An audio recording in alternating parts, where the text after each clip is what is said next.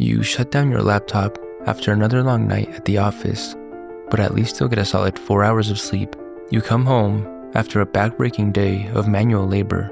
The only thing that can heal you now is that home-cooked meal and the cold beer waiting for you back at home.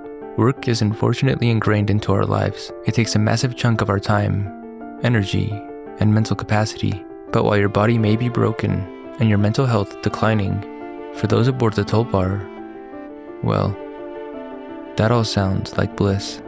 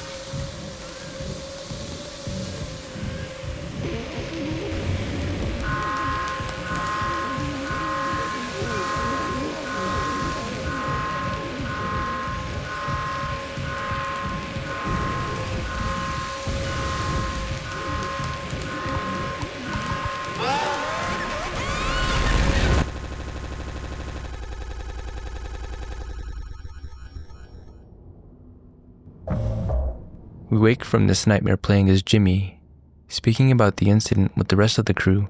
Swansea, a hard-headed and somewhat pessimistic man. His counterpart, Anya, who seems to take a more hopeful approach to life. Daisuke, a young, naive intern who works directly under Swansea, again, more optimistic and driven than his mentor. It appears that life hasn't beaten him down quite yet, but the fifth person mentioned in the mission briefing, our captain, is nowhere to be seen. And with Jimmy self-proclaiming himself captain, I think it's safe to assume he didn't survive the crash. But there's no time to mourn. With supplies dwindling and our lives running on an hourglass, we need to get to that cargo. But first, we need the code scanner.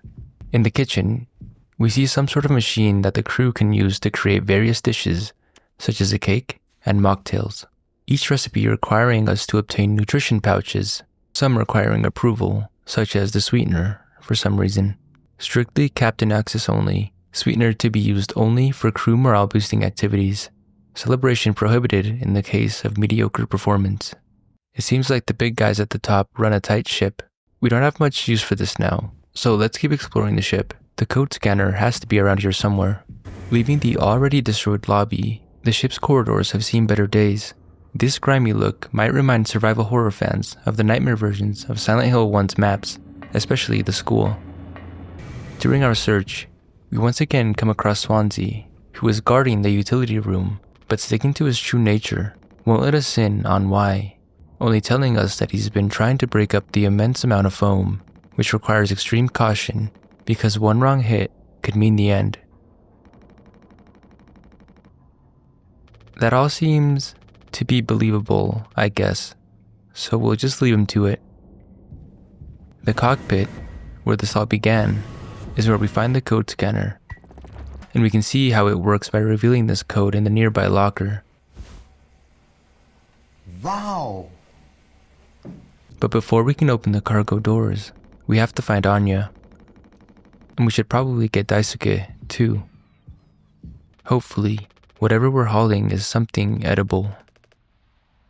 In the medical room is where we're finally introduced to the man in charge himself, Captain Curly.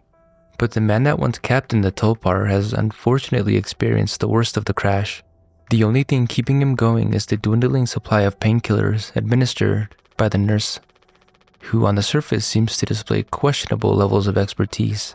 The timid nurse asks Jimmy to help her give Curly his medicine, to which he dismissively tells Anya that she has to earn her title, before finally agreeing to do it.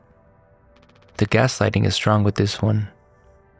At this point of the game is where we begin to sink into some of its more disturbing elements, but I regret to inform you that while having to force pills into Curly's mouth, opening his jaw manually, and having to endure the horrible sounds not once, but multiple times throughout the game,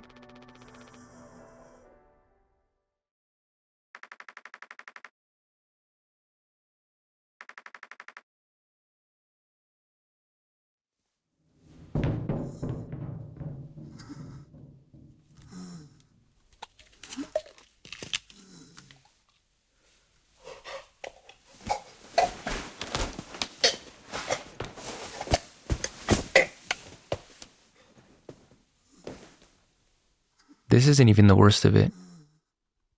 Still, there's something chilling about the medical room, the mutilated captain lying under a fabricated sunset, the music. It makes it hard to stay in here for too long. I get it, Anya. And though the intro gives away the fact that Curly purposefully crashed the ship, the mystery around it all still haunts the crew. Anya still asking why Curly did it, to which Jimmy replies dismissively. And we see more of Anya's compassion shine through this interaction. Our worst moments don't make us monsters, and a lack thereof from Jimmy. Or maybe this is just how Jimmy stays composed, how he keeps the situation from spiraling. He is the captain, after all. He needs to set an example for his crew. Stay calm, stay focused, and we'll all get through this. With the code scanner in hand, and Curly taken care of for now, it's time to head to the cargo storage. And even when staring death in the face, Anya is still struggling with going against her morals.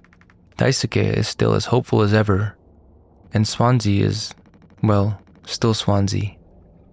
Opening the cargo doors reveals aisles upon aisles of boxes. If what we believe is correct, this should be enough supplies to last until we're discovered, or until we find a way to repair the ship. But why spoil the surprise now? We're transported 7 days before the crash. Mouthwashing's plot jumps from past to present, and this format helps keep the suspense alive. In this section, we're no longer playing as Jimmy. We're now seeing the Tulpar through the eyes of the real captain, Curly, before the accident, before his dark deeds. We're undergoing a psych evaluation from Anya, who doesn't seem to be satisfied with Curly's answers. Still, it appears we've done the bare minimum to remain captain of the Tulpar. Anya then goes on to reveal that Curly isn't the only one who makes these avows difficult for her. Jimmy gives her some questionable answers. The horse is here. So it's up to us to administer Jimmy's evaluation and try to get a more appropriate gauge of his mental aptitude. Before we head out, we relayed a rather ominous note written by Swansea. They can't expect me to perform miracles. Maybe there's a reason for Swansea's hard exterior. The poor man seems to be being overworked. The medical room has a less depressing feel during this time frame. The neatly set beds, the artificial blue sky, but it's still eerie to see this and know it's where Curly's fate lies. And it's a bit sad seeing just how clean everything was before the crash, and how much effort was put into making the Tulpar's main gathering area as comfortable as possible for the crew. Since we're not playing as Jimmy at the moment, we get to put a face to the name. He's hanging out in front of the forbidden utility room, and inside, we see a couple cryogenic chambers. And Daisuke, in a rather sticky situation. In trying to fix the vent, he triggers the emergency foam, and this mishap once again shows the cracks in the trust between leadership and the crew. Without access to the code scanner, Swansea can't access the axe that he needs to free Daisuke. His frustration about this comes out at multiple times throughout the game, and while he may be slightly serious, we see that Swansea has a sense of humor, buried deep down there somewhere. But he's a professional, so I don't see why we can't just leave him with the axe, right? Upon freeing Daisuke, it's finally time to perform Jimmy's eval. For some reason, the path to the cockpit feels different.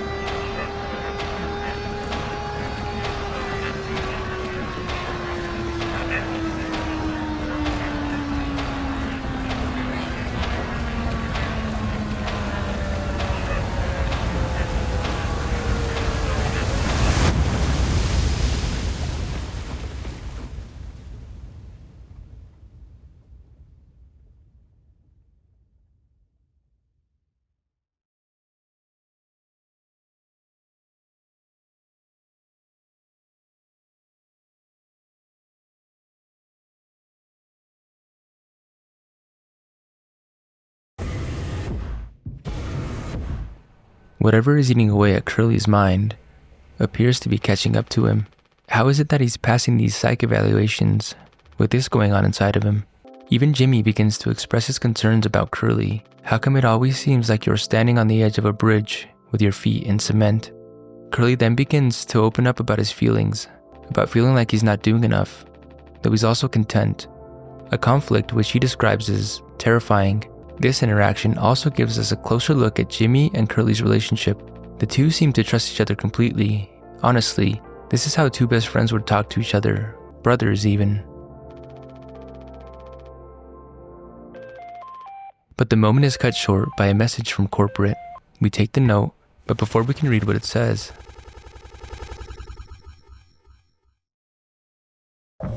we find ourselves in cargo. Another hallucination?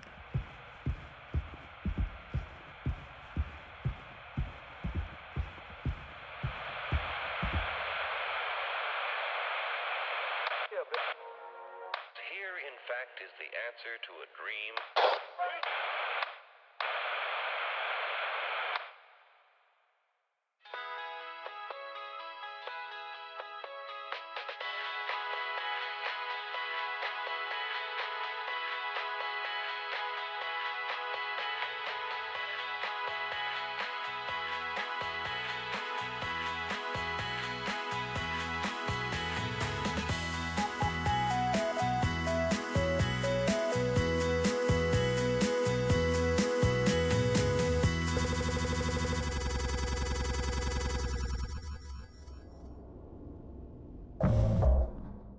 Mouthwash. No food. No medical supplies. Not even spare parts that we can use to repair the Tulpar. No. We're hauling thousands, if not tens of thousands, of boxes of mouthwash, and understandably, the crew isn't too thrilled. Swansea is especially distraught, so much so that the walls begin to break down, and he reveals a heavy part of his past. You see, Swansea was an alcoholic, and Swansea just relapsed. Those cargo doors were the only thing protecting the illusion of hope, and with the floodgates open, reality comes flooding in.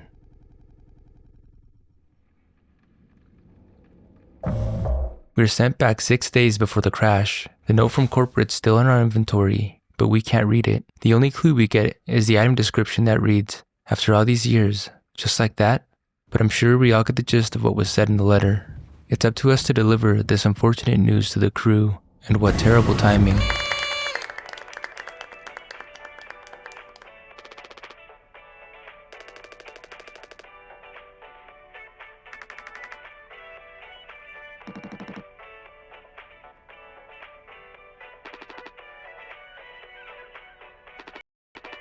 The Tulpar crew gets one communal birthday per trip, and it just so happens to be Curly's special day. Before we deliver the news, we have to make our own birthday cake, since we're the only ones that can reveal the code for that precious sweetener. This is where we finally get to use that super high-tech food dispenser. Looks just like those fancy store-bought cakes. Unfortunately, it's time to be a party pooper. Everyone wants a speech. Good thing corporate wrote one for us.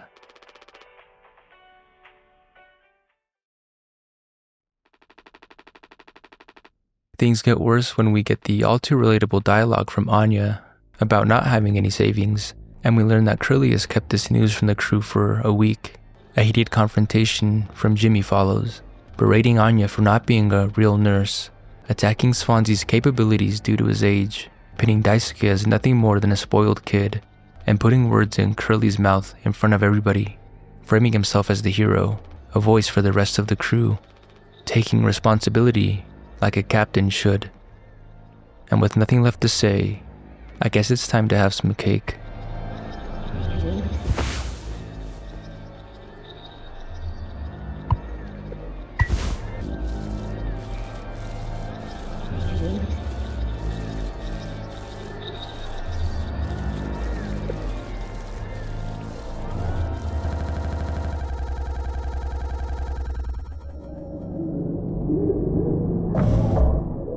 We jump back into the present and get to play as the hero of the story, waking up to Curly's desperate groans. The blue sky and clean bed are gone, and so is Anya. Why isn't she taking care of Curly? We find her in the cockpit, speaking with Swansea, and we're once again tasked with taking the former captain's pain away. Swansea is still holding onto the axe, for some reason, but never mind that. We should go take care of Curly. In true Jimmy fashion, as passive-aggressively as possible. An alternate version of that tense scene from the birthday celebration, we see Curly all alone, deformed, sitting in front of a pristine cake, as if it just came out of the food maker. He goes on a similar rant to the one from the psych eval, the conflict in him still as alive as ever. Sometimes I'll be promoted, buy a house, fall in love, but other times, I'll just have some awful fucking cake with my friend. If that's what Curly wants, we need to find a knife. Or in this case, I guess an axe works just fine. And now, it's time to feast. And remember when I told you that it would only get more disturbing?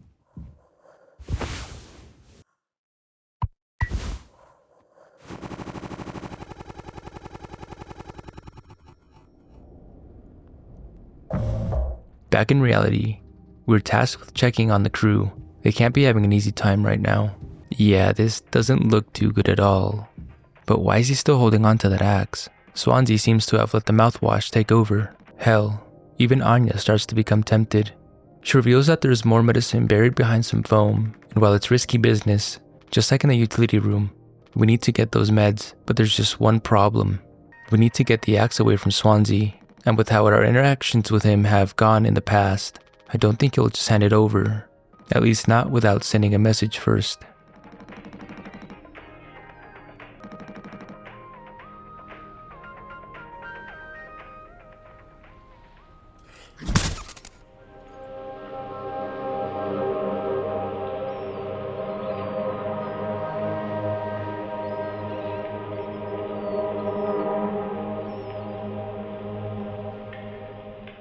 But the important thing is that we got those painkillers for Anya.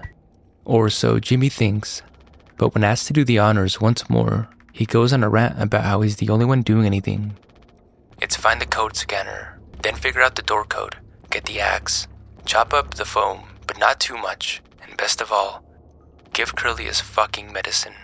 Followed by more berating, and it seems to be Anya that always gets the brunt of it. It seems like Jimmy is cracking under the same pressure that caused Curly to finally break.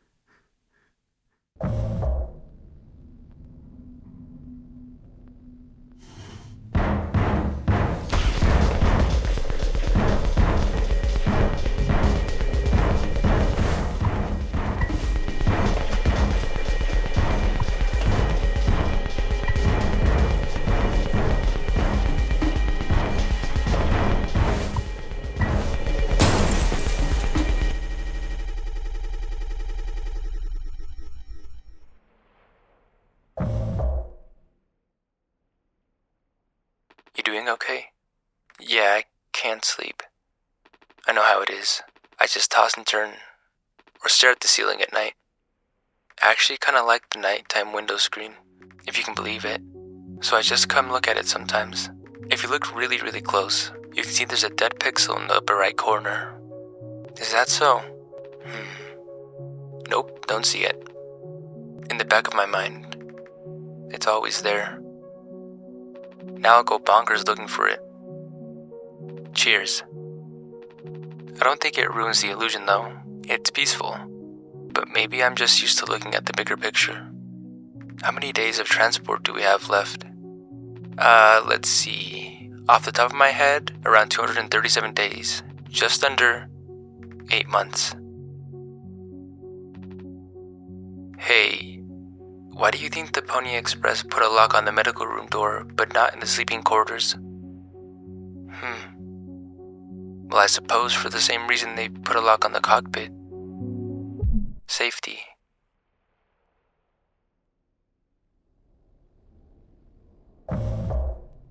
In the Tulpar's destroyed lobby, 5 months after the crash, Jimmy approaches a distraught Daisuke. Anya is stuck in the medical room, or so Daisuke thinks, and leads Jimmy to believe. He really does see nothing but the good in everything. But as we've already learned, Anya knows that the medical room has a lock, unlike the sleeping quarters. You were right. You were right all along. I should have done this from the beginning. I always believed that our worst moments didn't define us, didn't make us beyond repair. You think I wanted this either? Make no mistake, this isn't my worst moment. Far from it. It's the best decision I'll ever make. I'll take care of it. A race to save Anya. A race to save Curly. And the only way is to enter the utility room and crawl through that busted vent. Okay, I just need to take a moment to show you how creepy it is when the NPCs are set to follow you. They don't have a walking animation. So the entire time I walked around, with Daisuke behind me, he just kinda teleported. This isn't relevant to the plot, I just had to share it with you all. Anyway, we get to the utility room, and what do you know? Swansea is guarding the door. He really doesn't want us in there, and I think we're getting foreshadowing as to why.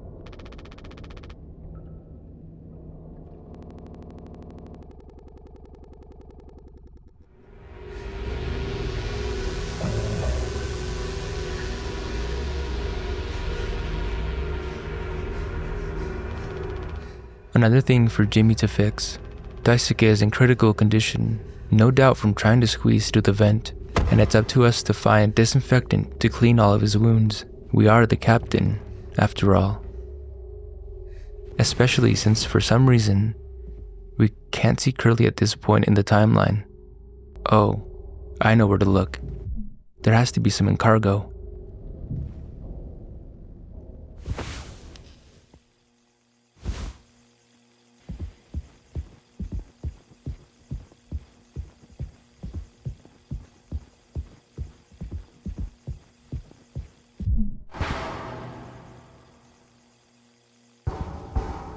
A blind beast, aimless and restless. You can't run from it.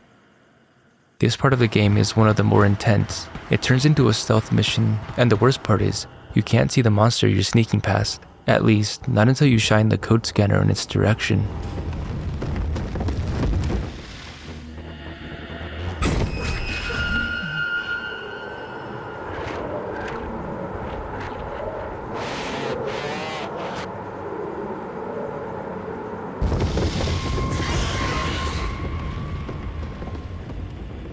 Finally, hold on, Daisuke. And just like with Curly, we have to help Daisuke take the mouthwash, and the sounds aren't much better here.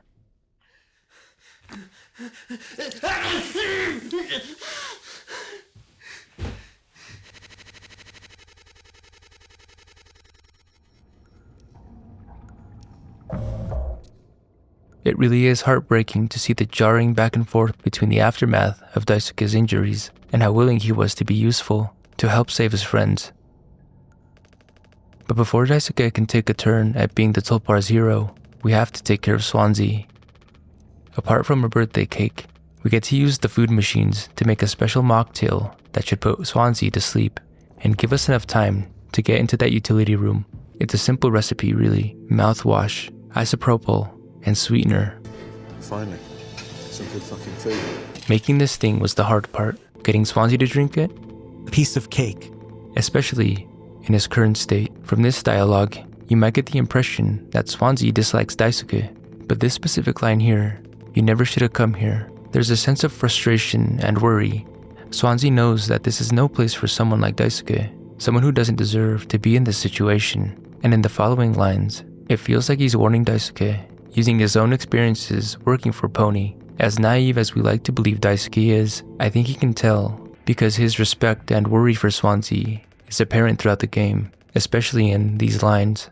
But just when you think you're beginning to understand Swansea, we get a look at what he's been hiding, a cryostasis pod that survived all the foam.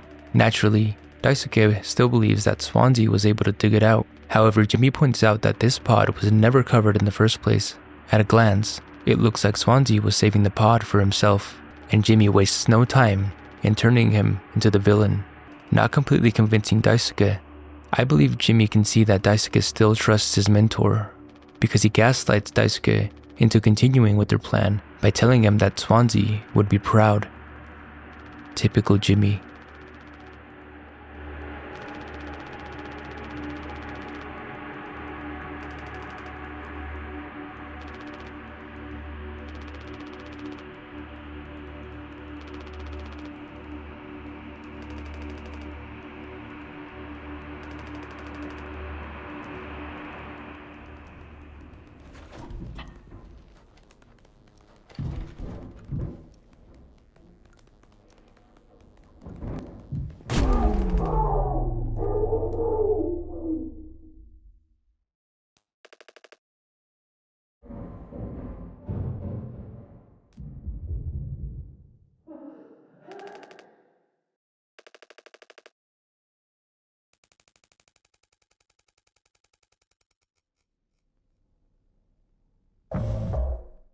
The final day before the crash starts with one of the most ominous tasks: find the gun.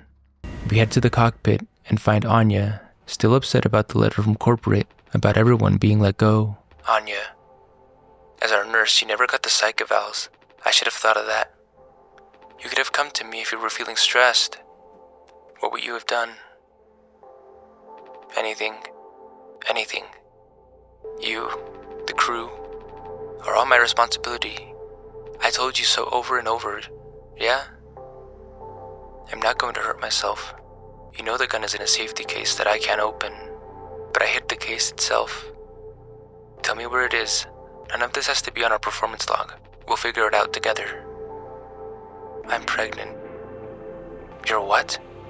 Who would you... Captain, I told you. Listen to me. We can fix this. I've known him for a long time. I'll talk to him. I know you'd never give me the gun to protect myself, so the least I can do is make sure he never gets it either. You've probably noticed my bias against Jimmy throughout the story. All this time, we were led to come to our own conclusion that Swansea was the cold, heartless one. Jimmy was positioned as the hero of the Tulpar, guiding the crew to their survival after the captain's rogue attempt to kill everyone. He cares about the crew, or so he made us believe. Do you remember when Anya asked Curly why there were no locks on the sleeping quarters? No wonder Anya doesn't feel safe around Jimmy. No wonder he is so hostile toward her. Jimmy is nothing but an abusive, power-hungry, and jealous wannabe captain. And that's putting it lightly.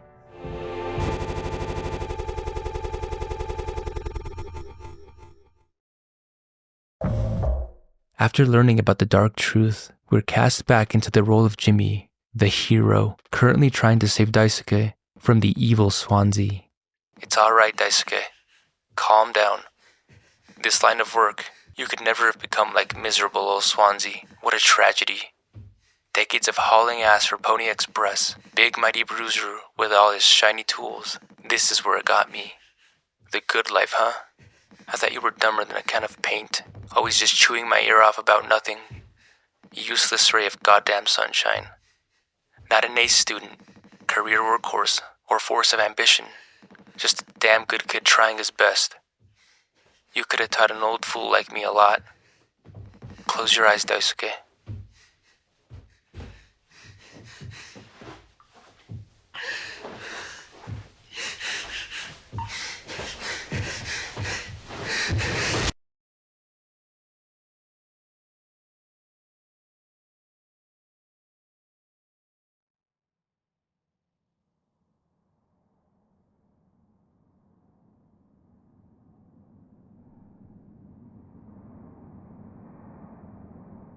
And even after this tragic and difficult decision, Swansea is the one being called a monster. And Jimmy, the one who could have fixed everything. Swansea counters Jimmy's delusion with reality. Swansea doesn't even care about the pod Jimmy was trying to use to turn Daisuke against him, telling him he can have it, and that if or when he's discovered, he can tell whatever story he likes about it all. The task remains the same in this timeline: get the gun. We make our way to medical, and are met with even more horrific events. Slumped in front of the gun is Anya, but the case remains locked, and we're officially out of medicine. As Jimmy unlocks the case and retrieves the gun, we hear a new sound come from the former captain of the Tulpar.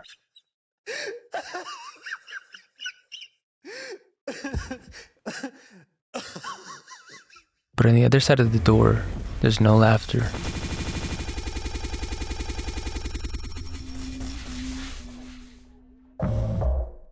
As Curly, we find Anya in the medical room as she confesses that she told Jimmy about her pregnancy, and as always, she was met with dismissal, and she feels even more unsafe. Still, Curly is determined to fix it. Upon confronting Jimmy, it seems like his primary concern is about what will happen to him when they return from the mission. He doesn't care about Anya, just how this will look and how it'll impact him and Curly's accomplishments. Ladies and gentlemen, your hero, pinning the blame for his actions on Curly, telling him that this was all his responsibility, and even outlining the plan for Curly. The Tulpar crew was never found. No one survived to tell the tale. It's here that we get our first look at the final member of the Tulpar crew, Curly himself, and we learn that it wasn't him that crashed the ship. I'll take care of it.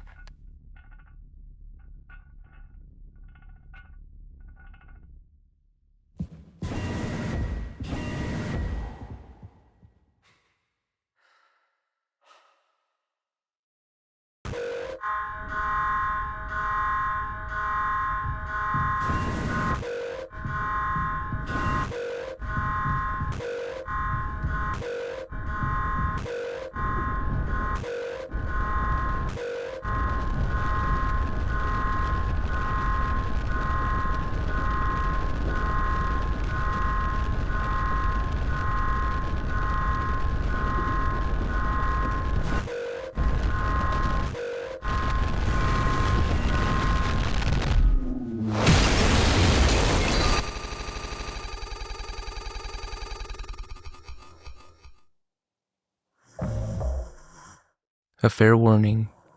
We're turning the disturbing meter up another notch here. A stomach-churning display. The Topar crew limp in their chairs as Jimmy carries Curly to the table, a morbid birthday celebration, the deceased crew calling Jimmy captain and singing his praise, all the while he prepares to get the job done. Cutting the cake earlier was just practice for the horrors you have to participate in here, whether you like it or not.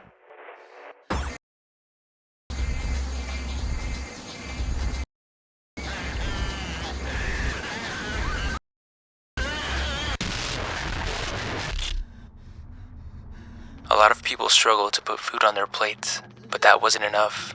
Right, Captain? The lowest rung of your ladder is our highest, until it was all swept from under your feet. Life isn't even worth living at the same level as us. But I forgive you. All of us do. The lie Jimmy put together to make Curly the villain of this story, a reason for him crashing the ship. But it's time, Jimmy, to take responsibility. We wander through Jimmy's personal hell, sprinkles of his actions dangling in front of us, demons to try to avoid, and memories that he can never forget. At this point, we get a boss fight reminiscent of James's confrontation with Eddie in Silent Hill 2.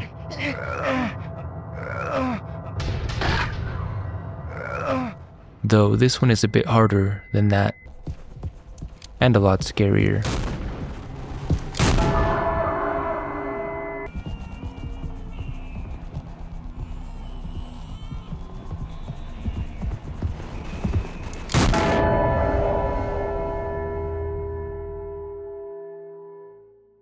I have something to say, so shut the fuck up and listen.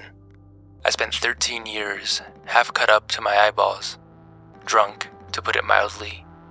Then suddenly I saw it, a streetlight shining in my face.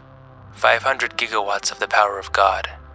A vision of my bloated body found in some ditch. Scared me straight, so I got a collared shirt, mortgage, and a credit card. All the things that make a good man. I hoped I could raise my children to be better than their old man. I wanted to believe I was never one setback away from my worst self. But the truth is, discipline, drive, routine, the endless desperation to get shit done, a loving wife, great kids, sobriety. I'm telling you, accomplishments I've been chasing all my life never felt as good as I expected when I crossed the finish line. So now that we're at the end, taking inventory, those nights spinning out of my head, sinking into the sofa, broken glass in my palms, bleeding dry, the funniest thing ever. Old dogs laughing and snarling on the waterbed floor, mocking the moon for daring to show its face. All the nausea and wreckage and vomit and ugly cruelty. The only problem in the world, an empty bottle. Those were the best days of my life. Yeah, those were the best days of my life. I got nothing to hide, ready to face the music. I can see myself for what I am. But you, a cowardly, selfish motherfucker, and you can't even see it. I should have been able to protect the kid. If I could have done the right thing, I wish it had been to give him one small chance of this goddamn rock. Swansea, I'm going to fix everything. We're going to make it. Fuck you.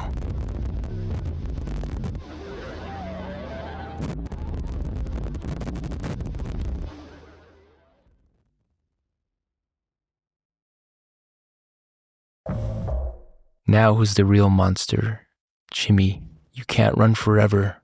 We've all seen what you are, what you've done.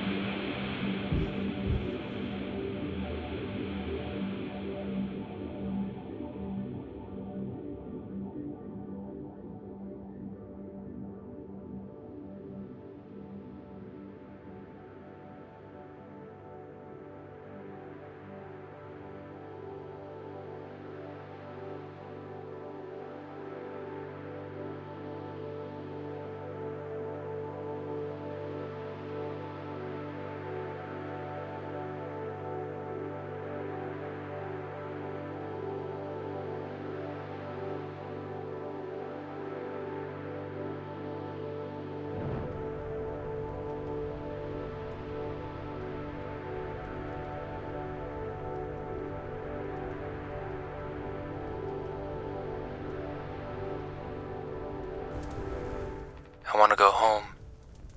We are home. Why don't you finish what you started? Don't worry if anyone ever finds us. I'll still be playing the villain. You'll be the better man in the end, just like you wanted. I could have stopped it. I'm taking responsibility. No, we can both be heroes. We're a team, just you and me, like we used to be. What happened was an accident. We were trapped. I made a mistake, alright? I'm sorry. I'm so fucking sorry, Curly.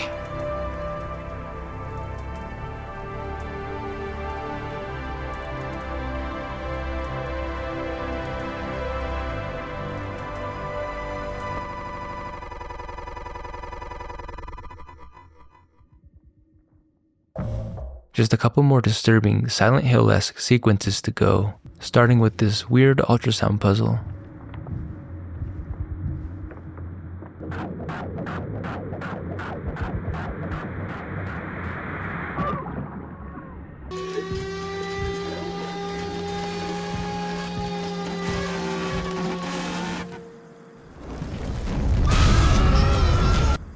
And the stress-inducing chase sequence.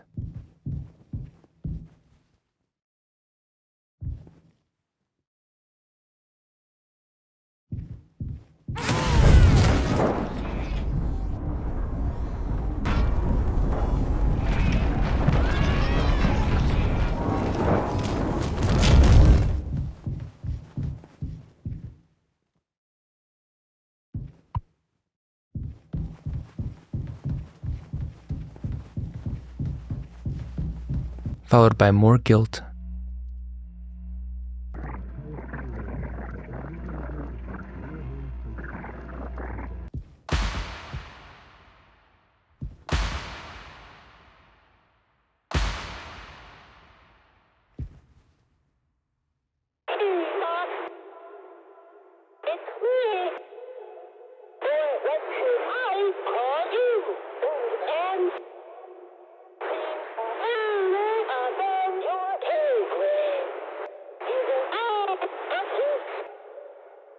Pony Express is dead. And so are you. I know what you think of this predicament of yours. Poor you. It's misunderstood. Polly says, Shut up. Curly tried his best. I did too, but he's the better man. I see that now. We can both still make it. I'll take care of him. I'm taking responsibility. Curly. Captain. I'm so sorry. You really mean that, Tom? Yes. Yes, I do. I fucked up. But I can still make this right. Our worst moments don't make us. Wait a minute. Hold on. If all of that is true, why are you still so concerned with me?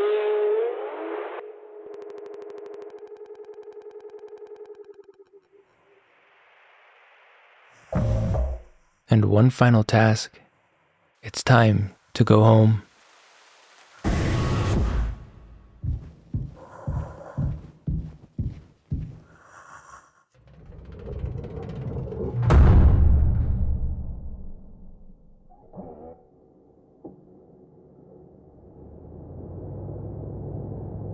It's okay, Curly. You're going to be okay. You always had my back. I ended up hurting you, even though I was trying to save us. But now you'll survive. It's like you said, together we can fix anything. I'm just proud I got to be your friend and co-pilot. Captain, no one can hurt you now. We fixed it. I fixed it.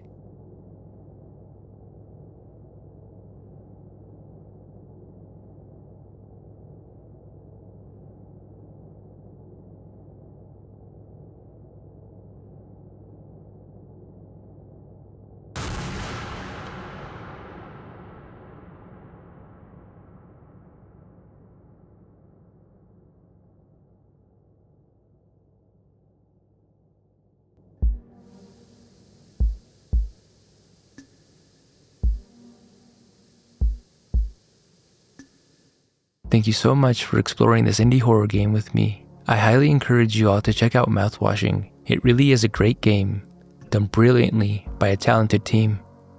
If you enjoyed the video, feel free to stick around. I'd love to have you. And if you'd like to further support the channel, consider becoming a member. Explorers get access to custom emojis, member badges, and you'll even get your name in the credits for future videos. That's all for this video. Thanks again for watching, and I'll see you in the next one.